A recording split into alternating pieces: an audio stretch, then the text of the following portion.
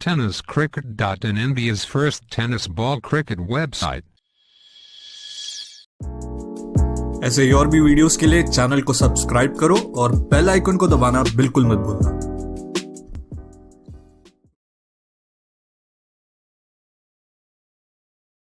रंजन केनीला परत एकदा रंजन केनी खेळण्यासाठी सज्ज होतोय तो आशिष याची गोलंदाजी। स्क्वेअर ऑफ द विकेट देखण्या असा फटका, चेंडूचा प्रवास सरळ जातोय तो पॉइंट सीमारेषेच्या पलीकडे चौकारासाठी। उजव्या यष्टीच्या बाहेर म्हणजे square of the wicket. Ranjan केनीची फटकेबाजी ही प्रेक्षणीय असते। जो अंतिम फेरीपर्यंत प्रवास झालाय बांदेश्वर सावंतवाडी क्रिकेट संघाचा, मी तर म्हणेन या सुखद प्रवासाला निश्चितपणे कारणीभूत सर्व संघ आहे। मात्र सिंहाचा वाटा आहे तो रंजन केनीचा। कोण विसरेल या स्पर्धेच्या दुसऱ्या दिवशी त्याने केलेली खेळी। आवश्यकता धावांची असताना अवघ्या 6 षटकांमध्ये विजय स्ट्राईकला रंजन केनी। आकुट टप्प्याचा चेंडू, शॉर्ट ऑन पूल पद्धतीचा फटका। ज्यावेळी चेंडू व फळी यांचा संपर्क झाला होता, डीप स्क्वेअर लेगच्या दिशेने उत्तुंग षटकार निघणार हे नक्की झालं होतं। षटकार मिळतोय तो रंजनला, 6 धावा मिळत आहेत त्या सावंतवाडी संघाला। ज्या षटकारानं सांघिक धावफलक वधारतोय तो अर्थातच 43 धावांवर।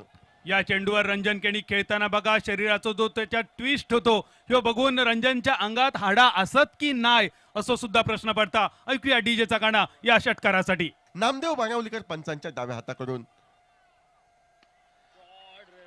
एत्रा दीपक असा फटका, ज्या फटक्यासाठी रंजन प्रसिद्ध। स्क्वेअर ऑफ द विकेट, एक भली मोठी दरील डीप लॉंग ऑफ व डीप एक्स्ट्रा कव्हर मध्ये होते आणि त्या दोन्ही क्षेत्ररक्षकांना हलण्याची कोणतीही सुसंधी न देता चेंडू सीमारेषा पलीकडे चौकारासाठी जातोय। परत एकदा रंजन नावाचं वादळ या मैदानावर अक्षरशः थैमान घालतंय। दुसऱ्या बाजूने सुनामी आहे ती विश्वजित ठाकूर नावाच्या फलंदाजाची। अक्षरशः साई क्रिकेटचं निश्चितपणे प्रदर्शन घडविताना दिसत आहेत व आपला आविष्कारणे क्रिकेट रसिकांची मन ही निश्चितपणे या मैदानावर जिंकतायत।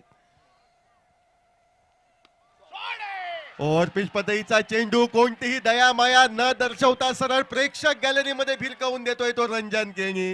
रंजन केनी 2 षटकार 1 चौकार या षटकामध्ये टोलवत तब्बल 16 धावा वसूल करतोय। सामन्यामध्ये रंगत येते ही निश्चितपणे एवढा मात्र नक्की, जरी आपण 99 धावा धावफलकावर झळकवलात, 100 धावांचा पाठलाग आम्हाला करायचा आहे।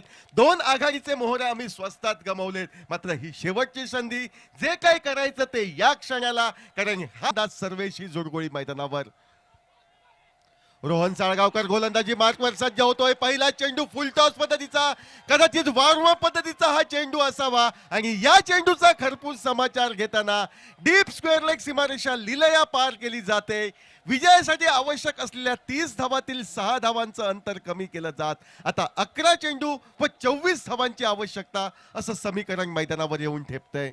हे गोमंतक भूमीचे लढवय्ये खेळाडू असत सावंतवाडीच्या संघासमोर। गोलंदाजी मार्कवर केतन मात्र सज्ज, 1 धाव फलंदाज पूर्ण करतायत। 1 धाव रंजन केनीच्या खाती प्राप्त होईल। दुसरी धाव घेण्याचा प्रयत्न होतो, त्या ठिकाणी थोडंसं खराब क्षेत्ररक्षण होतंय ते अर्थातच मिड विकेटला शुभम करवी आणि पर्यायानं 1 धावेचं रूपांतर दुहेरी धावात होत स्ट्राईक स्वतःकडे राखतोय तो रंजन केनी। 2 धावांनी आता एकंदर सांघिक धावसंख्या धावफलकावर पोहोचते ती 83 धावा। कोणता संघ निसटत्या पराभवाला सामोरा जाईल याची स्पष्टोक्ती करणार आहे।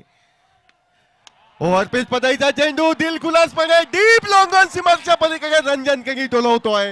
रंजन ऑन फायर, एक हाती विजय मिळवून देण्याचे प्रयत्न म्हणजे काय, जो भरोसा दर्शवला त्या भरोशाला उतरणं म्हणजे काय हे सिद्ध करताना मळगावचा सुलतान या ठिकाणी बांदेश्वर 11 सावंतवाडी क्रिकेट संघासाठी अद्वितीय कामगिरी करताना रंजन जणू काय सांगताना रुको क्लायमॅक्स अभी बाकी है, ती शंका नाही। त्याच्या समोर आहे तो रंजन केनी, 4 चेंडू 10 धावा।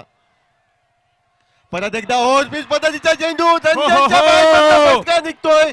क्षेत्ररक्षक प्रयत्न करतोय चेंडू अडवण्याचा। पहिल्या प्रयत्नात सफलता जवळपास लाभली होती, मात्र दुसऱ्या प्रयत्नात क्षेत्ररक्षकाच्या हाताला चेंडू लागून सीमारेषेच्या पलीकडे षटकारासाठी या ठिकाणी जातोय।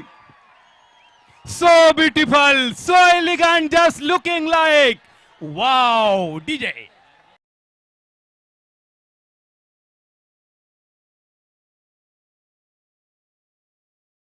3 चेंडू 4 धावा। रंजन केनी स्ट्राईकला सामना करेल, केतन मात्र याच्या गोलंदाजीचा।